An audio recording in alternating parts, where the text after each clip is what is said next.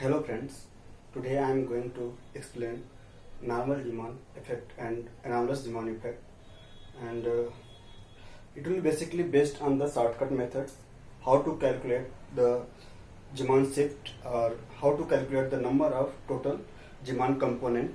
And this question frequently asked in assistant professor examination or NET examination of physics, GATE examination and just examination of the physics part. So these two effects observed in the presence of external magnetic field. So B external is not equal to 0.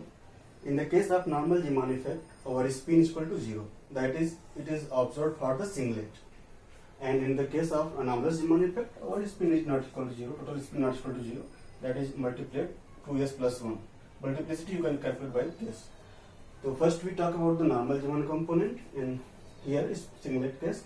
Selection rule delta ml is equal to 0, and because here our s is equal to 0, then we cannot talk about the, but we can take the j is equal to l plus s. If s is equal to 0, then j is equal to l. So in orbital term here we can take the delta ml is equal to 0 and plus minus 1. When delta ml is equal to 0, it is called pi component, and when delta ml is equal to plus minus 1, it is called a sigma component. Okay, so when we observe in the direction perpendicular to the magnetic field, external magnetic field, here one can observe three components, which is sigma plus, sigma minus, and pi component, and all are linearly polarized. Okay, when we observe or see in the parallel observation, parallel to the magnetic field, applied magnetic field, in that case we observe sigma plus and sigma minus components, and both are circularly polarized. Okay, and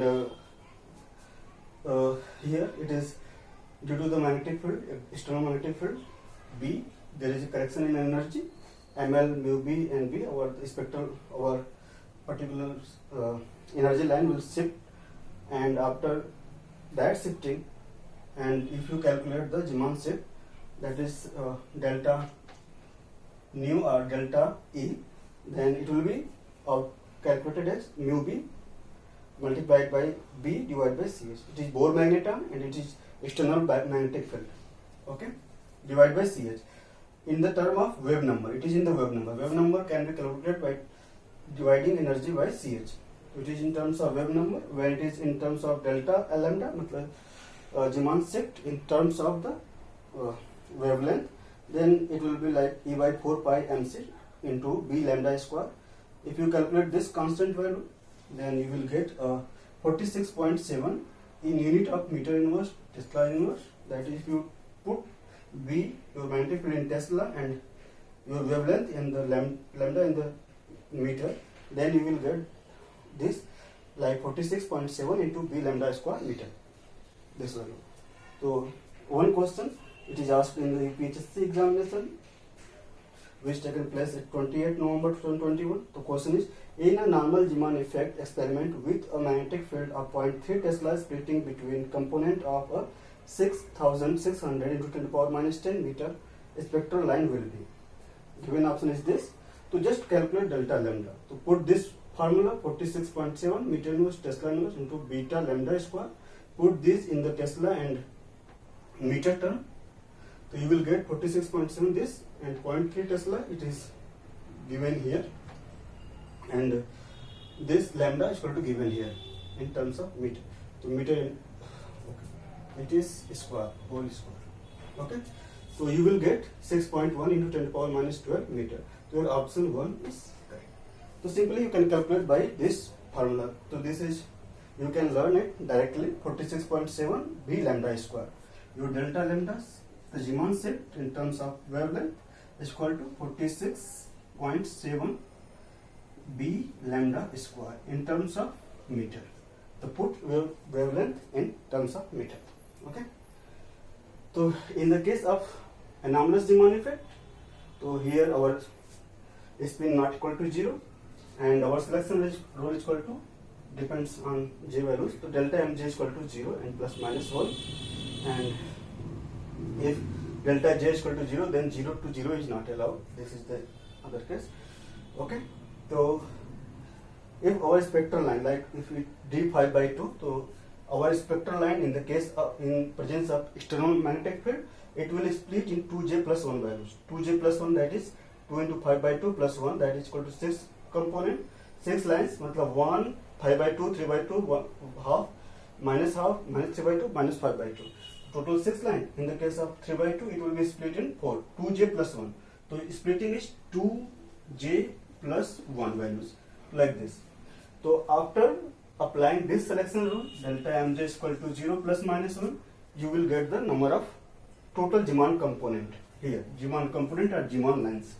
So selection is equal to 0 plus minus 1. Plus minus 1 matlab ki if you take in 5 by 2, 5 by 2, 3 by 2. So there is delta j is equal to, delta mj is equal to 1. And 3 by 2 to 3 by 2, 3 by 2 to half, both plus minus 1, plus half and 0. So similarly you can also observe for this 1 half to half and half to minus half, like this. Okay. So in shortcut you can also apply this shortcut method to calculate the total number of Zeeman component here. Okay. If your delta j is not equal to 0, delta j matlab it is given for particular two values.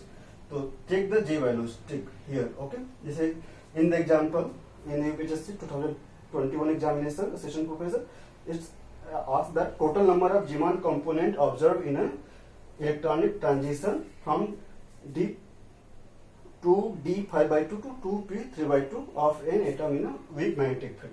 Okay, so here j is equal to 5 by 2 and here j is equal to 3 by 2.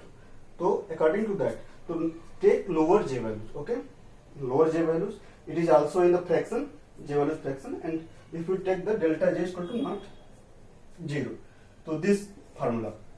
Okay, if delta j is equal to not equal to 0, then total number of pi components, matlab mj is equal to 0, this selection rule. Okay, so here total number of pi component will be 2j plus 1, it is equal to pi, total number of pi component. Okay, and total number of Zeeman component lies, to multiply this pi value into 3. So 3 into total number of pi component, that will give you total number of Zeeman lines or Zeeman components.